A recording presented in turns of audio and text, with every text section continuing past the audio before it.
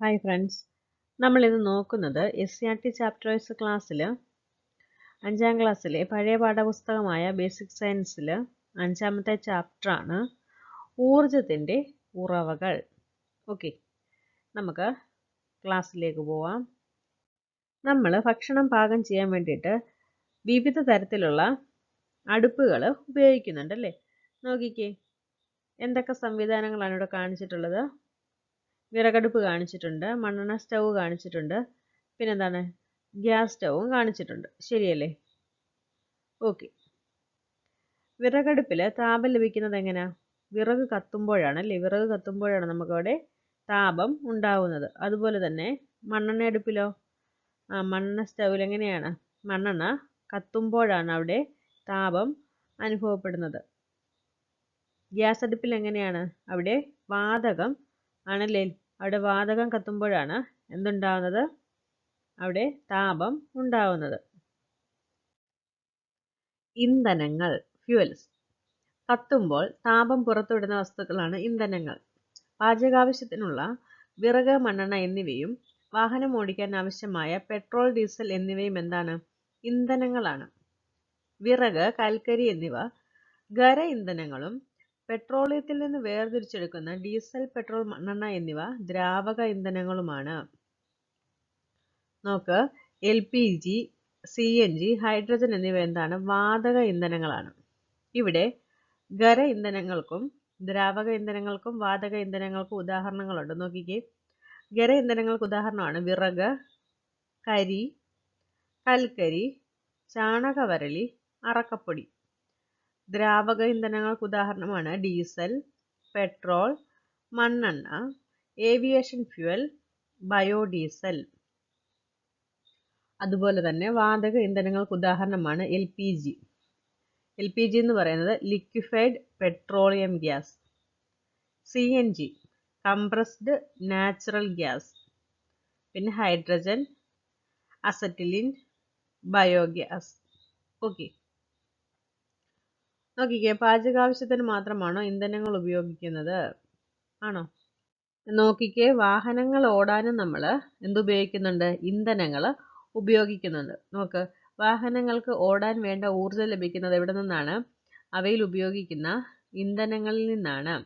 കാറിലും ബസ്സിലും ഒക്കെ എന്താ നമ്മൾ പഠിച്ചായിരുന്നു, പെട്രോളോ അല്ലെങ്കിൽ ഡീസലൊക്കെയാണ് അതിൽ ഉപയോഗിക്കുന്നത്. നോക്ക്, വിമാനത്തിൽ ഉപയോഗിക്കുന്ന ഇന്ധനം ഏതാണ്? ഏവിയേഷൻ ഫ്യൂവലാണ്. വിമാനത്തിൽ ഉപയോഗിക്കുന്ന ഇന്ധനം ഏതാണ്? ഏവിയേഷൻ ഫ്യൂവലാണ്. ഓക്കെ. ജ്വലനം മൂലമാണ് ഇന്ധനങ്ങളിൽ നിന്ന് ഊർജം പുറത്തു വരുന്നത്. എന്താണ്? ജ്വലനം മൂലമാണ് ഇന്ധനങ്ങളിൽ നിന്ന് ഊർജം പുറത്തു വരുന്നത്. അതിനാൽ ഇന്ധനങ്ങളെല്ലാം ഊർജ സ്രോതസ്സുകളാണ്. അതിനാൽ ഇന്ധനങ്ങളെല്ലാം എന്താണ്? ഊർജ സ്രോതസ്സുകളാണ്. ഓക്കെ. നോക്കിക്കേ, ഇന്ധനങ്ങൾ എന്തിനൊക്കെ ഉപയോഗിക്കുന്നതെന്ന്? ആഹാരം പാകം ചെയ്യാൻ, വാഹനങ്ങൾ ഓടിക്കാൻ, റോക്കറ്റ് വിക്ഷേപിക്കാൻ, ഗ്യാസ് വെൽഡിംഗ്, യന്ത്രങ്ങൾ പ്രവർത്തിപ്പിക്കാൻ, വിമാനം പറത്താൻ. ഇവയൊക്കെ ചെയ്യാൻ എന്ത് വേണം? ഇന്ധനങ്ങൾ വേണം. ശരി. നോക്കിക്കേ, ആഹാരത്തിന് നമ്മുടെ ജീവിതത്തിൽ എന്താ പങ്കുള്ളതെന്ന്? നമുക്ക് ഓടാൻ ആവശ്യമായ ഊർജം എവിടെ നിന്നാണ് ലഭിക്കുന്നേ? അല്ലെങ്കിൽ നടക്കാൻ ആവശ്യമായ ഊർജം എവിടെ നിന്നാണ് ലഭിക്കുന്നേ? അല്ലെങ്കിൽ എന്തെങ്കിലും പ്രവൃത്തി ചെയ്യാനുള്ള ഊർജം നമുക്ക് എവിടെ നിന്നാണ് ലഭിക്കുന്നത്? നോക്ക്, നാം ദിവസേന ഒട്ടേറെ പ്രവർത്തനങ്ങൾ ചെയ്യുന്നുണ്ട്. ശരിയല്ലേ? നമ്മൾ ദിവസേന തന്നെയാണ് ഒരുപാട് പ്രവർത്തനങ്ങൾ ചെയ്യാറുണ്ട്. ഇവയ്ക്കെല്ലാം എന്ത് വേണം? ഊർജം വേണം. ഇവയ്ക്കെല്ലാം എന്ത് വേണം? ഊർജം വേണം. ഈ ഊർജം ലഭിക്കുന്നത് എവിടെ നിന്നാണ്? ആഹാരത്തിൽ നിന്നാണ്. ഈ ഊർജം ലഭിക്കുന്നത് എവിടെ നിന്നാണ്? ആഹാരത്തിൽ നിന്നാണ്. നാം കഴിക്കുന്ന ആഹാരം ഒരു ഊർജ സ്രോതസ്സാണ്. നാം കഴിക്കുന്ന ആഹാരം ഒരു ഊർജ സ്രോതസ്സാണ്. നോക്കിക്കേ, ആഹാരത്തിൽ നിന്ന് എങ്ങനെയാണ് ഊർജം ലഭിക്കുന്നതെന്ന് നോക്കാം. ആഹാരം ദഹിച്ചുണ്ടാകുന്ന ഗ്ലൂക്കോസ് രക്തത്തിലൂടെ കോശങ്ങളിലെത്തുന്നു. കോശങ്ങളിൽ വെച്ച് ഗ്ലൂക്കോസ് ഓക്സിജനുമായി ചേർന്ന് ഊർജം സ്വതന്ത്രമാകുന്നു. ഈ ഊർജമാണ് നമ്മുടെ ജീവൽ പ്രവർത്തനങ്ങൾക്ക് ഉപയോഗിക്കുന്നത്. ഒന്നുകൂടെ നോക്കിക്കേ, ആഹാരം ദഹിച്ചുണ്ടാകുന്ന ഗ്ലൂക്കോസ് രക്തത്തിലൂടെ എവിടെ എത്തുന്നു? കോശങ്ങളിലെത്തുന്നു. കോശങ്ങളിൽ വെച്ച് ഗ്ലൂക്കോസ് എന്ത് ചെയ്യുന്നു? ഓക്സിജനുമായിട്ട് ചേർന്ന് എന്ത് ചെയ്യുകയാണ്? ഊർജം സ്വതന്ത്രമാക്കുകയാണ്. ഈ ഊർജമാണ് നമ്മുടെ ജീവൽ പ്രവർത്തനങ്ങൾക്ക് നമ്മൾ ഉപയോഗിക്കുന്നത്. ഇനി ഇവിടെ ഒരു ചിത്രം കാണിച്ചിട്ടുണ്ട്, നോക്കിക്കേ. എന്താണ്? ഒരു അടുപ്പില് വിറക് വെച്ചിട്ടുണ്ടല്ലേ? അവിടെ തീ കത്തുന്നുണ്ടോ? നോക്കിക്കേ, അവിടെ തീ കത്തുന്നില്ല. അപ്പോൾ അവിടെ പുകയൊക്കെ വരുന്നുണ്ടല്ലേ? അവിടെ പുക വരുന്നുണ്ട്. നമ്മൾ തീ കെട്ടുപോയാൽ അല്ലെങ്കിൽ തീ കത്തുന്നില്ലെങ്കിൽ എന്താ നമ്മളവിടെ ചെയ്യുന്നത്? ഒന്നുകിൽ നമ്മൾ ഊതിക്കൊടുക്കും അല്ലേ? നമ്മൾ ഊതിക്കൊടുക്കും. അല്ലെങ്കിൽ എന്തെങ്കിലും ഒരു വിശൽ വെച്ചൊന്ന് അവിടെ കാറ്റ് ഒന്ന് ഉണ്ടാക്കി കൊടുക്കും. അങ്ങനെയൊക്കെയല്ലേ നമ്മൾ ചെയ്യുന്നത്. അപ്പോൾ ഇവിടെ ഒരു പരീക്ഷണം പറയുന്നുണ്ട്. എന്താണ്? മേശപ്പുറത്ത് ഒരു മെഴുകുതിരി കത്തിച്ച് വെച്ചിട്ട് ഒരു ചില്ല് ഗ്ലാസ് കൊണ്ട് കത്തുന്ന മെഴുകുതിരി മൂടാൻ പറയുന്നുണ്ട്. എന്ത് സംഭവിക്കും? ആ മെഴുകുതിരി അപ്പോൾ തന്നെ എന്ത് ചെയ്യും? അണഞ്ഞു പോകും. നമ്മൾ ആ ഒരു പരീക്ഷണം ചെയ്യുമ്പോൾ നമുക്ക് മനസ്സിലാക്കാൻ കഴിയുന്ന എന്താണ്? തീയ് അണഞ്ഞു പോകുന്നുണ്ടല്ലേ? അപ്പോൾ ഇന്ധനം മാത്രം പോരാ കത്താൻ വേണ്ടിയിട്ടല്ലേ? കത്താൻ ഇന്ധനം മാത്രം പോരാ, അവിടെ എന്ത് വേണം? വായു വേണം. വായുവിൻ്റെ സാന്നിധ്യം കൂടെ ഉണ്ടെങ്കിൽ എന്ത് സംഭവിക്കത്തുള്ളൂ? തീയ് കത്തത്തുള്ളൂ. ഓക്കെ.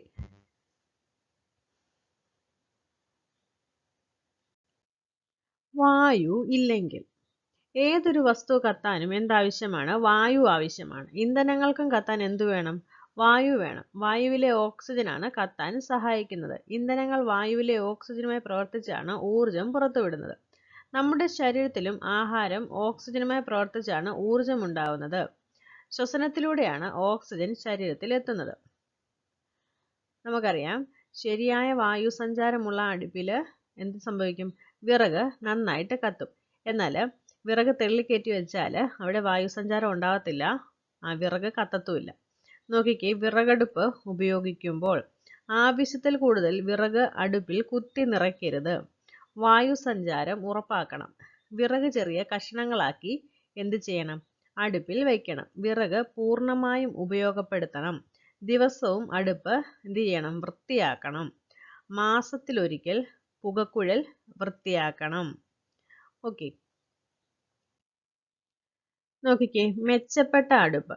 ഇന്ധനം പരമാവധി പ്രയോജനപ്പെടുത്തി താപം നൽകുന്ന അടുപ്പാണ് മെച്ചപ്പെട്ട അടുപ്പ്. വായു സഞ്ചാരം സുഗമമാക്കണം. ഉണ്ടാവുന്ന ചൂട് മുഴുവൻ പാത്രത്തിലേക്ക് ലഭിക്കണം. പാചകം എളുപ്പമാക്കാനും ഇന്ധനം ലാഭിക്കാനും ഇത് സഹായിക്കും. പുക ഒഴിഞ്ഞു പോകാനുള്ള സംവിധാനം ഉണ്ടാവണം. ഓക്കെ. നോക്കിക്കേ, പെരുകുന്ന വാഹനങ്ങൾ. ഈ ചിത്രത്തിൽ നമുക്ക് നോക്കുമ്പോൾ കാണാനായിട്ട് സാധിക്കും, ഒരുപാട് വാഹനങ്ങൾ നിരത്തിലിറങ്ങി പ്രവർത്തിക്കുന്നുണ്ടല്ലേ? അപ്പോൾ ഒരുപാട് വാഹനങ്ങൾ ഓടണമെങ്കിൽ എന്ത് വേണം? ഇന്ധനങ്ങൾ വേണം. നമുക്കറിയാം, കാറും ഓട്ടോയും അല്ലെങ്കിൽ ബസ്സും ഒക്കെ എന്താണ് കൂടുതലായിട്ട് ഉപയോഗിക്കുന്നത്? പെട്രോൾ, ഡീസൽ എന്നിവയാണല്ലേ? അതൊക്കെ എന്താണ്? കുഴിച്ചെടുക്കുന്ന ഇന്ധനങ്ങളാണ്. അവ എല്ലാ കാലത്തും നമുക്ക് ലഭ്യമാകുമോ? ഇല്ല. അത് ഉപയോഗിക്കുന്നതിനനുസരിച്ച് എന്ത് ചെയ്യും? തീർന്നു പോകുന്നവയാണല്ലേ? അപ്പോൾ എന്താണ്? ജനസംഖ്യയിലുള്ള വർധനവും വാഹനങ്ങളുടെ എണ്ണത്തിലുണ്ടായ വർധനവും ഒക്കെ ഇന്ധനങ്ങൾ എന്താണ്? ഇന്ധനത്തിൻ്റെ ഉപയോഗത്തെ കൂടുതലായിട്ട് സ്വാധീനിച്ചിട്ടുണ്ട്. അതുകൊണ്ട് എന്താണ്? വാഹനത്തിൻ്റെ ഉപയോഗം നമ്മൾ പരമാവധി എന്ത് ചെയ്യണം? കുറയ്ക്കുകയാണ് ചെയ്യേണ്ടത്. ഇവിടെ നോക്കിക്കേ, പെട്രോളിയം റിഫൈനറിയാണ് ഈ കാണിച്ചേക്കുന്നത്. ഇവിടെ വെച്ചാണ് പെട്രോളിയത്തിൽ നിന്ന് ഡീസൽ, പെട്രോൾ തുടങ്ങിയവ വേർതിരിക്കുന്നത്. ഓക്കെ. നോക്കിക്കേ, ഈ ചിത്രത്തിൽ കാണുന്ന എന്താണ്? വിവിധ തരത്തിലുള്ള ഊർജ സ്രോതസ്സുകളാണ്. ഊർജം ഉൽപ്പാദിപ്പിക്കുന്ന സംവിധാനങ്ങളാണ് ഇവിടെ കാണിച്ചിട്ടുള്ളത്. ഒന്നാമത്തേത് ഏതാണ്? സൗരോർജ പാനലാണ്. എന്താണ്? സൂര്യനിൽ നിന്നാണ് എന്ത് ചെയ്യുന്നത്? ഊർജം ഉൽപ്പാദിപ്പിക്കുന്നത്. അടുത്ത എന്താണ്? കാറ്റ് അടിയന്ത്രമാണ്. കാറ്റിൽ നിന്നാണ് ഊർജം ഉൽപ്പാദിപ്പിക്കുന്നത്. പാരമ്പര്യ ഊർജ സ്രോതസ്സുകൾ എന്താന്ന് നോക്കിക്കേ. കോടിക്കണക്കിന് വർഷങ്ങൾക്ക് മുമ്പ് പ്രകൃതി പ്രതിഭാസങ്ങൾ മൂലം മണ്ണിനടിയിൽ വളരെ ആഴത്തിൽ അകപ്പെട്ടുപോയ ജൈവാവശിഷ്ടങ്ങളിൽ നിന്നാണ് പെട്രോളിയം ഉണ്ടാക്കുന്നത്. സസ്യങ്ങളുടെ അവശിഷ്ടങ്ങളിൽ നിന്നാണ് എന്തുണ്ടാക്കുന്നത്? കൽക്കരി ഉണ്ടാക്കുന്നത്. ഇവ എന്താണ്? ഫോസിൽ ഇന്ധനങ്ങൾ എന്നാണ് അറിയപ്പെടുന്നത്. ഇത്തരം ഇന്ധനങ്ങൾ ഉപയോഗിച്ച് തീർന്നാൽ പുനഃസ്ഥാപിക്കാൻ കഴിയാത്തവയാണ്. ഇതിന്റെ പ്രത്യേകത എന്താണ്? ഉപയോഗിച്ച് കഴിഞ്ഞാൽ നമുക്കിത് വീണ്ടും ഉണ്ടാക്കിയെടുക്കാൻ കഴിയത്തില്ല. അത് ഉപയോഗിക്കുന്നതിനനുസരിച്ച് എന്ത് ചെയ്യും? തീർന്നു പോവുകയാണ് ചെയ്യുന്നത്. പാരമ്പര്യ ഇന്ധനങ്ങളെന്നാണ് ഇത് അറിയപ്പെടുന്നത്. ഉപയോഗം നിയന്ത്രിച്ചില്ലെങ്കിൽ ഭാവിയിൽ ഇവ തീർന്നു പോകുന്ന അവസ്ഥ ഉണ്ടാകും. പെട്രോളിയം ഏറ്റവും കൂടുതൽ ഉപയോഗിക്കുന്നത് എന്തിനു വേണ്ടിയിട്ടാണ്? പെട്രോൾ, ഡീസൽ, മണ്ണെണ്ണ, ടാർ, LPG എന്നിവ ഉൽപ്പാദിപ്പിക്കാനാണ്. കൂടാതെ കീടനാശിനികൾ, പ്ലാസ്റ്റിക്, ഔഷധങ്ങൾ തുടങ്ങി ഒട്ടേറെ ഉൽപ്പന്നങ്ങളുടെ നിർമ്മാണത്തിനും പെട്രോളിയം ഉപയോഗിക്കുന്നു. അപ്പോൾ എന്താണ് നമ്മൾ ചെയ്യേണ്ടത്? ഇതിൻ്റെ ഉപയോഗത്തെ നിയന്ത്രിക്കണം. അടുത്തത് നോക്കാം. പാരമ്പര്യേതര ഊർജ്ജ സ്രോതസ്സുകൾ എന്താണ്? സൗരോർജം, കാറ്റ്, തിരമാല എന്നിവ എന്താണ്? എത്ര ഉപയോഗിച്ചാലും തീർന്നു പോത്തില്ല. അതുകൊണ്ട് അവയെയാണ് പാരമ്പര്യേതര ഊർജ്ജ സ്രോതസ്സുകൾ എന്ന് പറയുന്നത്. സൗരോർജം, കാറ്റ്, തിരമാല എന്നിവ എത്ര ഉപയോഗിച്ചാലും തീർന്നു പോകാത്ത ഊർജ്ജ സ്രോതസ്സുകളാണ്. അതിനാൽ ഇവയെ എങ്ങനെ അറിയപ്പെടുന്നത്? പാരമ്പര്യേതര ഊർജ്ജ സ്രോതസ്സുകൾ എന്നാണ് അറിയപ്പെടുന്നത്. നോക്കിക്കേ, സൗരോർജം, സോളാർ എനർജി, കാൽക്കുലേറ്റർ, സോളാർ തെരുവുവിളക്ക്, സോളാർ ഹീറ്റർ, സോളാർ കുക്കർ ഇവയൊക്കെ എന്താണ്? സൗരോർജം ഉപയോഗപ്പെടുത്തി പ്രവർത്തിക്കുന്ന ഉപകരണങ്ങളാണ്. സൗരോർജത്തെ വൈദ്യുതോർജ്ജമാക്കി മാറ്റുന്ന സംവിധാനമാണ് സോളാർ സെൽ. അപ്പോൾ ഈ ഉപകരണങ്ങളൊക്കെ എങ്ങനെയാണ്?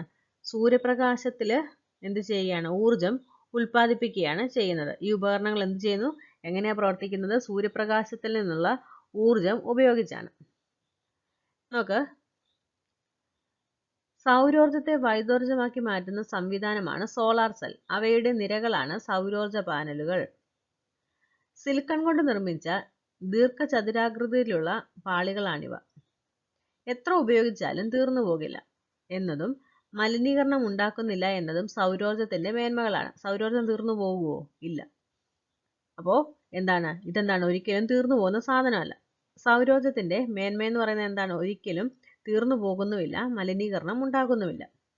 സൗരോർജം ഉപയോഗിച്ച് പ്രവർത്തിക്കുന്ന വിളക്കുകൾ, കുക്കറുകൾ, വാട്ടർ ഹീറ്ററുകൾ, കാൽക്കുലേറ്ററുകൾ എന്നിവ ഇന്ന് വ്യാപകമാണ്. കാറ്റിൽ നിന്ന് ഊർജം. വലിയ കാറ്റാടിയന്ത്രങ്ങൾ ചലിപ്പിക്കുന്നതിലൂടെയാണ് കാറ്റിൽ നിന്നുള്ള ഊർജോൽപാദനം നടക്കുന്നത്. കാറ്റിന്റെ ശക്തി കൊണ്ട് കാറ്റാടി കറങ്ങുന്നു. കാറ്റാടിയുടെ കറക്കം എന്ത് ചെയ്യുന്നു? ജനറേറ്റർ പ്രവർത്തിപ്പിക്കുന്നു. അടുത്ത് നോക്കിക്കേ, ഭാവിയിലേക്ക് കരുതലോടെ.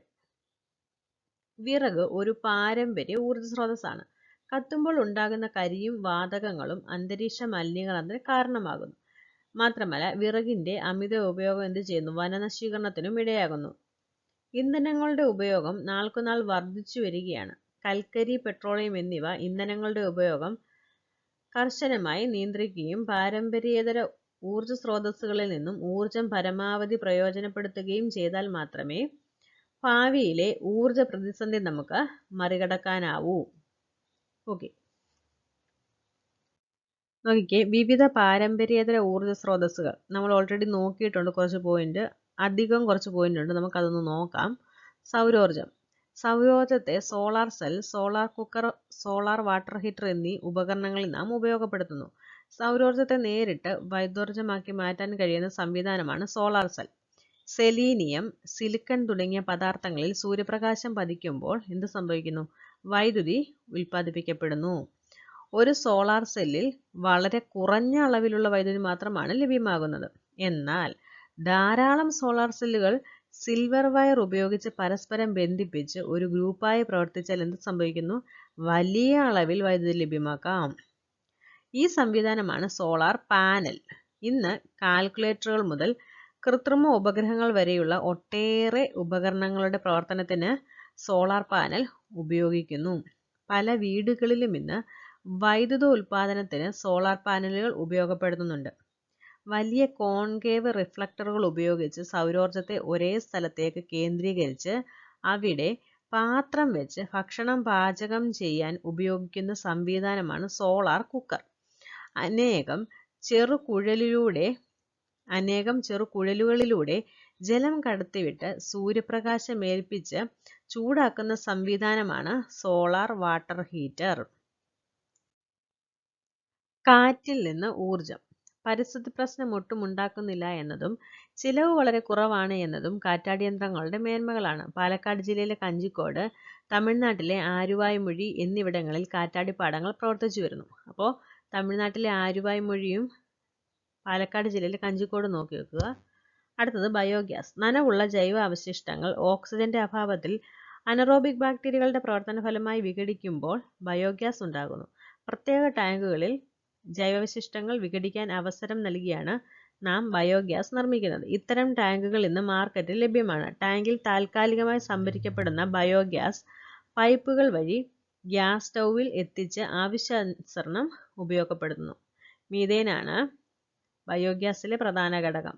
ചില പ്രദേശങ്ങളിലും സസ്യാവശിഷ്ടങ്ങൾ കൂടിക്കിടക്കുന്നിടത്തും മീഥേൻ ഉൽപാദനം സ്വാഭാവികമായും നടക്കുന്നുണ്ട്.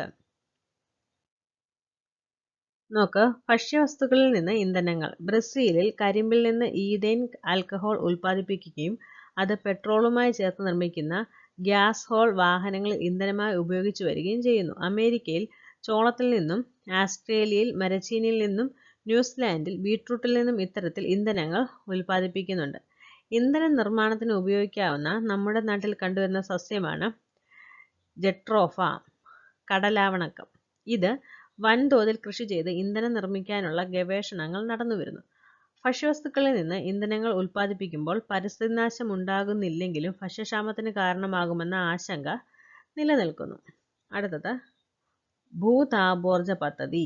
ഭൂമിയുടെ അടിയിലേക്ക് പോകുന്തോറും ചൂട് ഗണ്യമായി കൂടി വരുന്നു. ഈ ചൂട് കൊണ്ട് ഊർജം ഉൽപ്പാദിപ്പിക്കുന്ന രീതിയാണ് ഭൂതാപോർജ പദ്ധതി. ഇതിന്റെ ഗവേഷണങ്ങൾ നടന്നുവരുന്നു. സമുദ്രനിരപ്പിലും സമുദ്രത്തിന്റെ അഗാധതയിലുമുള്ള താപവ്യത്യാസം ഉപയോഗപ്പെടുത്തി ഊർജം ഉൽപ്പാദിപ്പിക്കാൻ കഴിയും. ഓഷ്യൻ തെർമൽ എനർജി കൺവേർഷൻ, ഓടെക് എന്നാണ് ഇതിന്റെ പേര്. നോക്കിക്കേ, ഇവിടെ ഒരു പരീക്ഷണം പറഞ്ഞിട്ടുണ്ട്. ഒരു സാധാരണ ബൾബും ഒരു ഫ്ലൂറസെന്റ് ബൾബും കത്തിക്കുന്നുണ്ട്. അതിന് സമീപം എന്താണ്, നമ്മൾ തെർമോമീറ്റർ വെച്ച് റീഡിംഗ് എടുക്കാൻ പറഞ്ഞിട്ടുണ്ട്. നമ്മൾ ബൾബ് എന്തിനു വേണ്ടിയിട്ടാണ് ഉപയോഗിക്കുന്നത്? നമുക്ക് പ്രകാശം കിട്ടാൻ വേണ്ടിയിട്ടാണ് നമ്മൾ ബൾബ് ഉപയോഗിക്കുന്നത്. ഇവിടെ ഏത് ബൾബിൽ നിന്നാണ് കൂടുതൽ ചൂട് കിട്ടുന്നതെന്നാണ് നമ്മൾ നോക്കുന്നത്, ചൂട് വരുന്നത്. ഓക്കെ, അപ്പോൾ ചൂടാകുന്ന ബൾബ് എന്താണ്, ഊർജ്ജനഷ്ടം വരുത്തുന്നുണ്ട്. ഓക്കെ, ഫിലമെന്റ് ബൾബ് പ്രവർത്തിക്കുന്നതിന് കൂടുതൽ വൈദ്യുതി ആവശ്യമാണ്. അതായത് ഈ ബൾബ്, സാധാരണ ഈ ബൾബ്, ഫിലമെന്റ് ബൾബ് പ്രവർത്തിക്കുന്നതിന് കൂടുതൽ വൈദ്യുതി ആവശ്യമാണ്. എന്നാൽ അതേ വെളിച്ചം തരുന്ന CFL പ്രവർത്തിക്കുന്നതിന് എന്ത് വേണം? വളരെ കുറച്ച് വൈദ്യുതി മതി. അതിനാൽ ഊർജം ലാഭിക്കുന്നതിന് CFL ആണ് നല്ലത്. കൂടുതൽ ഊർജ്ജലാഭമുള്ള LED ലാമ്പുകൾ ഇന്ന് വിപണിയിൽ ലഭ്യമാണ്. അപ്പോൾ നമ്മൾ എന്താണ്, ഫിലമെന്റ് ബൾബിനേക്കാളും എന്താണ് CFL ബൾബൊക്കെ ഉപയോഗിക്കുന്നതാണ് നല്ലത്. നോക്കിക്കേ, ഫിലമെന്റ് ബൾബ്. ഫിലമെന്റ് ബൾബിൽ ഫിലമെന്റ് ചുട്ടുപഴുക്കുമ്പോഴാണ് പ്രകാശമുണ്ടാകുന്നത്. നാം നൽകുന്ന വൈദ്യുതിയുടെ നല്ലൊരു ഭാഗം താപോർജ്ജമായി നഷ്ടപ്പെടുന്നു. പ്രകാശത്തിനായി ബൾബ് ഉപയോഗിക്കുമ്പോൾ താപം ആവശ്യമുണ്ടോ? നമുക്ക് ആവശ്യമില്ല. അതേസമയം ഇൻകുബേറ്ററുകളിൽ താപം ലഭിക്കേണ്ടതിനാൽ ഫിലമെന്റ് ബൾബുകൾ തന്നെ ഉപയോഗിക്കുകയും വേണം. നോക്കി, ഉപയോഗശൂന്യമായ CFL ബൾബുകൾ വലിച്ചെറിയുമ്പോൾ എന്ത് സംഭവിക്കുന്നു? അവയിലെ മെർക്കുറി മണ്ണിലും ജലാശയങ്ങളിലും എത്തിച്ചേർന്ന് അവയെ എന്താക്കുന്നു? വിഷമയമാക്കുന്നു എന്ന ദൂഷ്യമുണ്ട്. അതിനാൽ ഇത്തരം ദൂഷ്യവശങ്ങളില്ലാത്തതും കുറഞ്ഞ വൈദ്യുതി ഉപയോഗിച്ച് കൂടുതൽ പ്രകാശം തരുന്നതുമായ LED, ലൈറ്റ് എമിറ്റിംഗ് ഡയോഡ്. അപ്പോൾ LEDകൾക്ക് ഇന്ന് പ്രചാരം കൂടി വരികയാണ്. അപ്പോൾ നമുക്ക് എന്താണ്, കറണ്ടൊക്കെ ലാഭിക്കാം. ഈ CFL പോലുള്ള ബൾബൊക്കെ നമ്മൾ ഉപയോഗിക്കുമ്പോൾ നമുക്ക് വൈദ്യുതി ലാഭം ഉണ്ടാകുന്നുണ്ട്. ഫിലമെന്റ് ഉപയോഗിക്കുമ്പോൾ എന്താണ്, താപനഷ്ടം ഉണ്ടാകുന്നുണ്ട്. നമുക്ക് കറണ്ട് ബില്ലൊക്കെ പണ്ട് എന്താണ് കൂടുതലായിരുന്നു എന്നൊക്കെ ഒരു പറയാറുണ്ടല്ലേ. ഓക്കെ, ഇവിടെ നോക്കിക്കേ, വീട്ടിൽ ഊർജം പാഴാവുന്നത് തടയാൻ എന്തെല്ലാം നമുക്ക് ചെയ്യാൻ കഴിയും? നമ്മളിപ്പോൾ എന്താണ്, പുകയെടുപ്പൊക്കെ വെക്കാറുണ്ടല്ലേ. ഇന്ധനക്ഷമതയുള്ള അടുപ്പിന്റെ ചിത്രമാണ് ആദ്യം കാണിച്ചിട്ടുള്ളത്. പിന്നെന്താണ്, ബയോഗ്യാസ് പ്ലാന്റ് കാണിച്ചിട്ടുണ്ട്. ഊർജം പാഴാകാതിരിക്കുമ്പോൾ ഊർജ്ജ സ്രോതസ്സുകൾ സംരക്ഷിക്കുകയാണ് നാം ചെയ്യുന്നത്. ഊർജം പാഴാകാതിരിക്കുമ്പോൾ ഊർജ്ജ സ്രോതസ്സുകൾ സംരക്ഷിക്കുകയാണ് നാം ചെയ്യേണ്ടത്. അപ്പോൾ ഇത് നോക്കി വെച്ചേക്കണം. ഇതിപ്പം പുതിയ ടെക്സ്റ്റിൽ കണ്ടില്ല. ദേശീയ ഊർജ സംരക്ഷണ ദിനം എന്നാണ്. ഡിസംബർ 14 ഡിസംബർ 14 ദേശീയ ഊർജ സംരക്ഷണ ദിനം ഡിസംബർ 14. ഊർജം സംരക്ഷിക്കുന്നത് ഊർജം ഉൽപ്പാദിപ്പിക്കുന്നതിന് തുല്യമാണ്. നോക്കിക്കേ, വൈദ്യുതി ഉപയോഗം നമുക്ക് എങ്ങനെയൊക്കെ നിയന്ത്രിക്കാം? ആവശ്യം കഴിഞ്ഞാൽ വൈദ്യുത ഉപകരണങ്ങൾ സ്വിച്ച് ഓഫ് ചെയ്യണം. വസ്ത്രങ്ങൾ പലപ്പോഴായി ഇസ്തിരി ഇടുന്നതിന് പകരം എന്ത് ചെയ്യണം? ഒരുമിച്ച് ഇസ്തിരി ഇടണം. സാധാരണ ബൾബുകൾക്ക് പകരം ട്യൂബ് ലൈറ്റോ LED ലാമ്പുകളോ ഉപയോഗിക്കണം. തെരുവ് വിളക്കുകൾ കൃത്യമായി ഓഫ് ചെയ്യുന്നു എന്ന് ഉറപ്പുവരുത്തണം. നമ്മളെപ്പോഴും കാണാറുണ്ടല്ലേ, പകലെല്ലാം തെരുവിളക്കുകൾ കത്തിക്കിടക്കുന്നത്. വോൾട്ടത കുറവുള്ള സമയങ്ങളിൽ, പ്രത്യേകിച്ചും വൈകുന്നേരങ്ങളിൽ മിക്സി, ഗ്രൈൻഡർ, റെഫ്രിജറേറ്റർ തുടങ്ങിയ ഉപകരണങ്ങൾ പ്രവർത്തിപ്പിക്കുന്നത് എന്ത് ചെയ്യണം? ഒഴിവാക്കണം. വോൾട്ടത കുറവുള്ള സമയങ്ങളിൽ, പ്രത്യേകിച്ച് വൈകിട്ട് നമ്മളൊക്കെ പറയത്തില്ല 6 മണി ആ ഒരു ടൈമിൽ, സന്ധ്യാസമയങ്ങളിൽ ആ മിക്സി, ഗ്രൈൻഡർ, റെഫ്രിജറേറ്റർ എന്നിവയൊന്നും പ്രവർത്തിപ്പിക്കരുത്. മാക്സിമം ആ സമയത്ത് എന്താണ്, കുറച്ച് മാത്രം വൈദ്യുതി ഉപയോഗിക്കണം. വാട്ടർ ടാങ്കുകളിലേക്ക് ജലം കൂടെ പമ്പ് ചെയ്യുന്നത് ഒഴിവാക്കണം. ഒരുമിച്ച് വെള്ളമടിച്ച് കയറ്റണം. ആവശ്യമില്ലാത്ത ഇൻഡിക്കേറ്ററുകൾ ഒഴിവാക്കണം. ടെലിവിഷനും മറ്റും സ്റ്റാൻഡ് ബൈ മോഡിൽ കൂടുതൽ നേരം നിർത്താതിരിക്കണം. വൈദ്യുത ഉപകരണങ്ങൾ വാങ്ങുമ്പോൾ കുറഞ്ഞ അളവിൽ വൈദ്യുതി ഉപയോഗിക്കുന്നവ എന്ത് ചെയ്യണം? തിരഞ്ഞെടുക്കണം. നോക്കിക്കേ, പാചകത്തിനാവശ്യമായ ഊർജ സ്രോതസ്സുകളും ഉപകരണങ്ങളും കൈകാര്യം ചെയ്യുമ്പോൾ എന്തൊക്കെ കാര്യങ്ങൾ ശ്രദ്ധിക്കണമെന്ന് നോക്കാം. ആവശ്യം കഴിഞ്ഞാൽ പാചകവാതക സിലിണ്ടറിന്റെ നോബ് ഓഫ് ആക്കണം. നോബ് എന്ത് ചെയ്യണം? ഓഫ് ആക്കണം. പാചകത്തിന് വൈദ്യുതി ഉപയോഗിക്കുന്നുവെങ്കിൽ വൈദ്യുതക്ഷമതയുള്ള ഉപകരണങ്ങൾ ഉപയോഗിക്കണം. സാധ്യമെങ്കിൽ പാചകം പരമാവധി എന്ത് ചെയ്യണം? പ്രഷർ കുക്കറിലാക്കണം. വിറകടുപ്പുകൾ വായുസഞ്ചാരമുള്ളതാക്കുകയും പുകക്കുഴലുകൾ സ്ഥാപിക്കുകയും ചെയ്യുക. വീട്ടിലേക്ക് ആവശ്യമായ പാചകവാതകം ബയോഗ്യാസ് പ്ലാന്റ് നിർമ്മിച്ച് ഉൽപ്പാദിപ്പിക്കണം. അപ്പോൾ നമ്മുടെ ഈ ഒരു ചാപ്റ്റർ കഴിഞ്ഞിട്ടുണ്ട്. ഈ ഒരു ചാപ്റ്റർ നിങ്ങൾക്ക് ഉപകാരപ്പെട്ടു എന്ന് വിശ്വസിക്കുന്നു. ബേസിക് ആയിട്ടുള്ള കാര്യങ്ങളാണ് ഈ ഒരു ചാപ്റ്റർ പറയുന്നത്. ഓക്കെ, അപ്പോൾ നമുക്ക് അടുത്ത ക്ലാസ്സുമായിട്ട് കാണാം. ഈ ഒരു ക്ലാസ് മനസ്സിലായെന്ന് തന്നെ വിശ്വസിക്കുന്നു. Okay, thank you.